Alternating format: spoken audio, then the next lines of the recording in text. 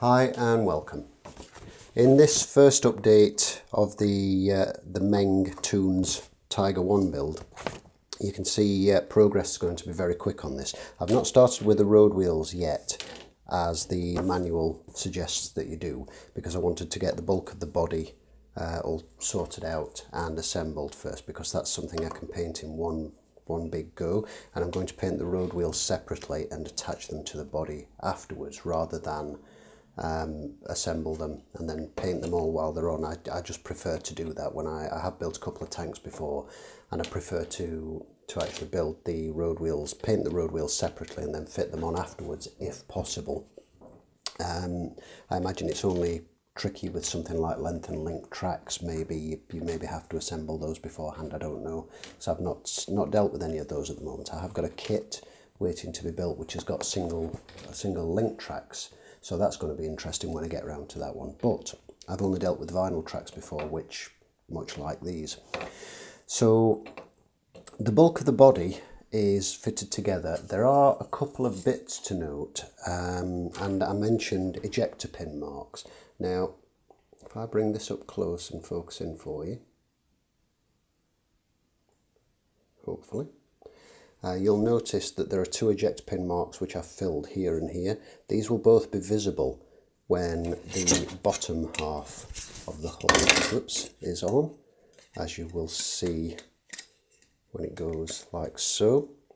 The ones underneath there won't be visible, none of the others will be visible, but these two would be, especially this one with the slightly bent up corner. So that's had some filler and it's been smoothed down. And I'm not bothered about getting it absolutely 100% perfect, as long as the ejector pin marks are not glaringly obvious and visible. The turret has been assembled and glued, and everything snaps together very, very well, I'll say, at this point.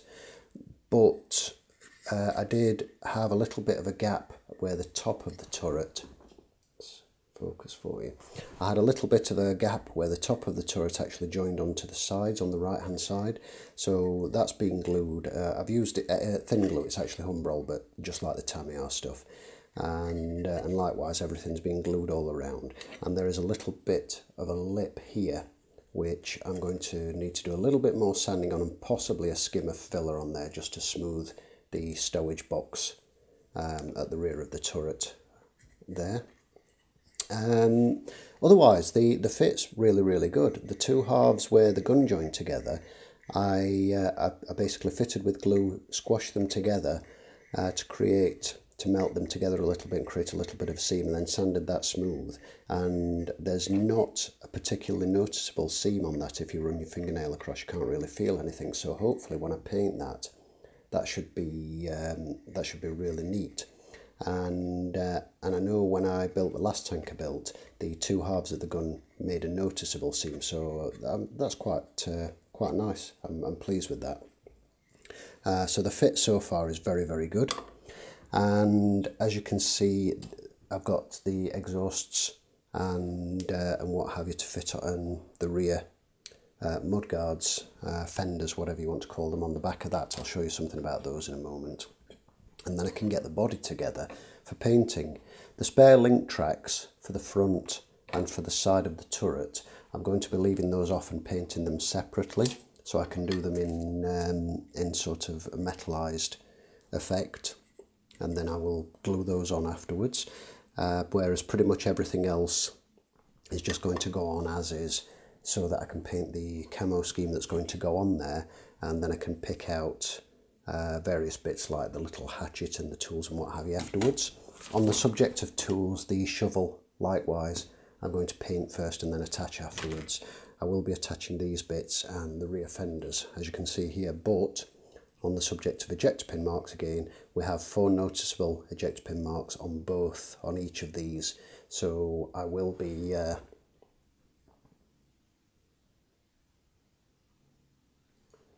let's try and get that focused for you, as you can see. So I'll be having to give those a little skim of filler and a sand before I attach them. they're not hugely visible, and once they're attached they're obviously going to be in that kind of position, so you will essentially have to lift the model and look underneath to see them, but I'll know they're there, so I do want to make it as clean as possible. I like to cover these things where I can. So we're 2 large sprues down already with the main body and most of that assembled, as you can see. Assembly is very, very quick and straightforward, and as I say, it does snap together so easily. If you don't want to use glue, you could quite easily snap it all together and paint it that way. But I like the idea of having a little bit more security, and also, as I say, things like the gap that was in the side of this would have bugged me if I hadn't glued that and closed the gap up. So the next step is going to be to assemble the exhaust parts, the shackles to the front and rear and what have you on the back plate, and then we're going to be fastening up these 2 halves and then attaching the rear plate with the exhausts onto the back of there. This little piece of sprue I've saved for a reason. This is going to serve a specific purpose, which you'll see later in the video series. And that's pretty much where we are at the moment. The next step should see the body assembled, completed and ready for some paint. And I will be painting the road wheels and leaving them off so I can paint the actual road wheels in with the rubber black rims as they would have, because I find this easier than trying to do them on the vehicle. And being polycaps, they should be easy to slot on and fit on afterwards, hopefully, anyway. I know most of the things I've seen or read about these kits, everything tends to be assembled first and then all sprayed on the vehicle. As I say, I just find it a little easier to do the wheels off the vehicle, so that's the intention, to do that. So yes, so that's where we're at the moment. We follow just sort of using the manual as guidance rather than following it to the letter, but seeing what I can and what I can't get away with assembling prior to other parts, for example.